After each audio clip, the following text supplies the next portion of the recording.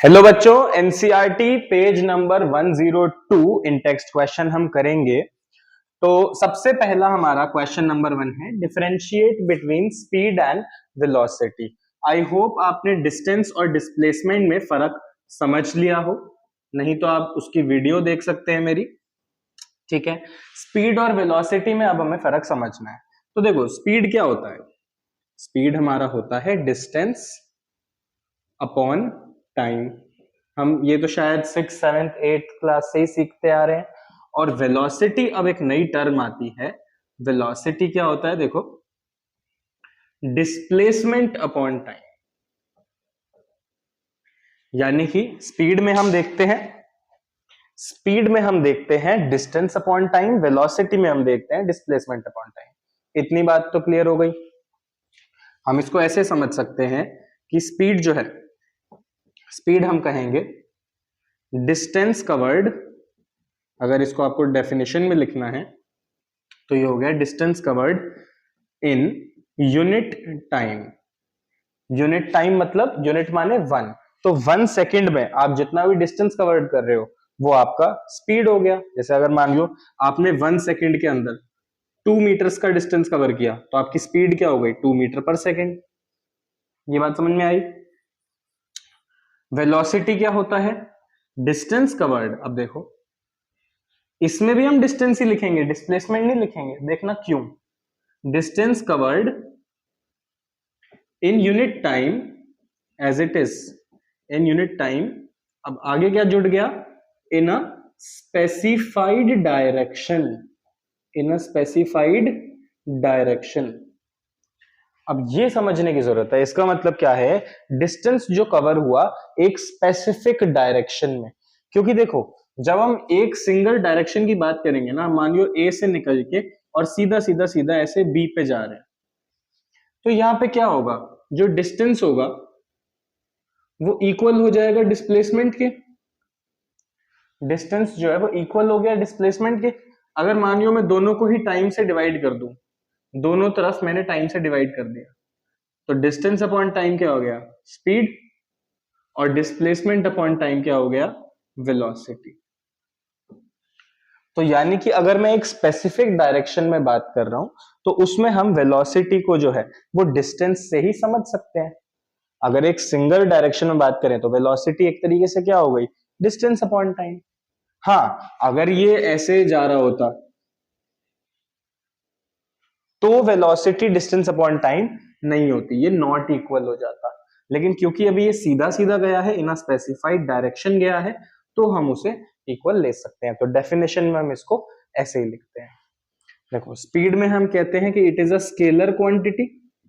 Scalar हमने समझा था क्या होता है?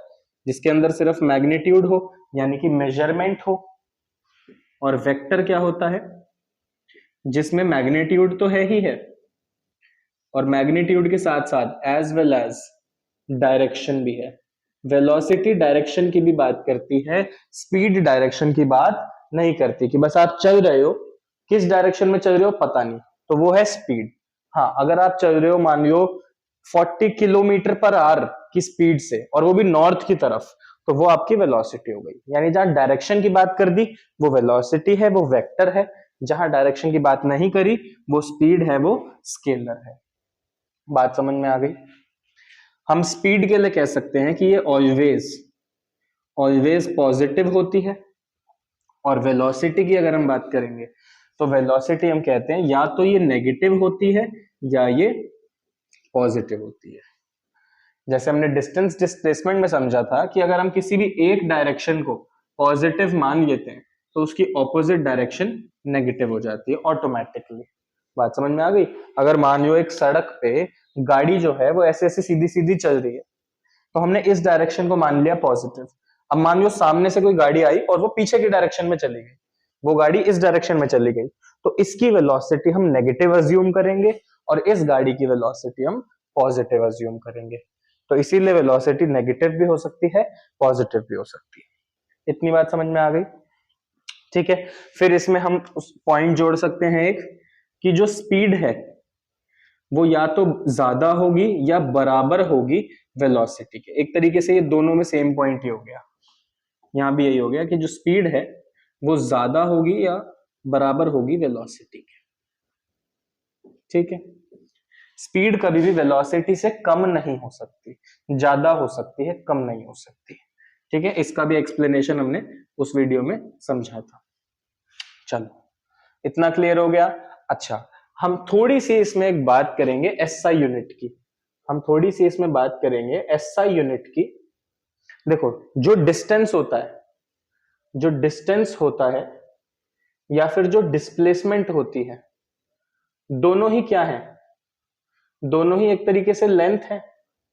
और लेंथ की जो एसआई यूनिट होती है, स्टैंडर्ड यूनिट होती है, वो होती है metre.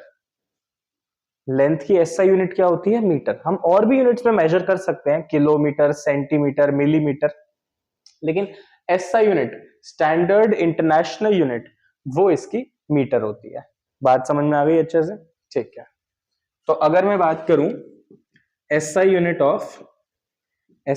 Of speed and velocity, तो कोई बता सकता है क्या होगी? देखो, SI unit of speed and velocity क्या होगी? स्पीड क्या हो गया? डिस्टेंस की हो गई मीटर, और टाइम की होती है सेकेंड्स, तो इनकी हो जाएगी मीटर पर सेकेंड। स्पीड की भी यही होगी और वेलोसिटी की भी यही होगी, मीटर पर सेकेंड, मीटर पर सेकेंड। देखो बच्चों, फिजिक्स में ना आपको मेन चीज जो ध्यान रखनी ही रखनी है, आप सारे कॉन्सेप्ट सीख लोगे, सारे न्यूमेरिकल्स कर लोगे, लेकिन इस चीज को हमेशा ध्यान रखना है कि यूनिट्स, जो भी यूनिट्स हैं, वो आपके टिप्स पे होनी चाहिए और कभी भी किसी यूनिट में गड़बड़ नहीं करनी है। ठीक है, चलो नेक्स्ट क्वेश्चन करते हैं।